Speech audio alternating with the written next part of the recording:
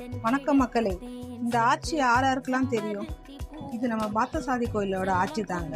நம்ம ட்ரிப்ளிகேல ஆட்சி எவ்வளோ ஃபேமஸோ அது அப்படியே இந்த ஆப்போசிட்ல இந்த செருப்பு கடையும் ஃபேமஸ் தாங்க. இந்த செருப்பு கடையை தெரியாதவங்க யாருமே இருக்க மாட்டாங்க. இங்கே இருக்கிற ஜனங்கள்லாம் இவரை ஒரு இன்ஸ்பயராக பார்க்குறாங்க.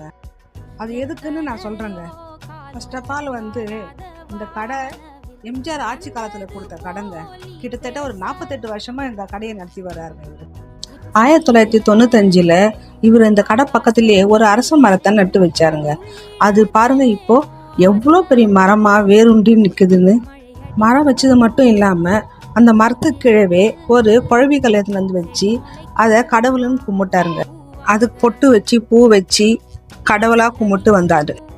இதை பார்த்த சில பேர் அம்மனை வாங்கி பிரதிஷ்டை பண்ணலான்னு சொல்ல அம்மன் சிலையை வாங்கி பிரதிஷ்டம் பண்ண அது இந்த மரத்திலேயே சக்தி வாய்ந்த அம்மனா மாறி இப்போ உருவெடுத்து இருக்குது பாருங்க.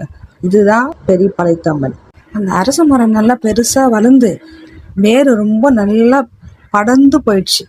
அதனால பக்கத்துல இருக்கிற இடத்துல கொஞ்சம் பெருசா கட்டி அங்க பிரதிஷ்டம் பண்ணாங்க. இப்போ 2 அம்மனா காட்சி தராங்க பாருங்க. இந்த பெரிய பழைத்த அம்மனை இங்க அமர வச்சது இவர் தாங்க. இவர் பேர் தாங்க சீனிவாசன்.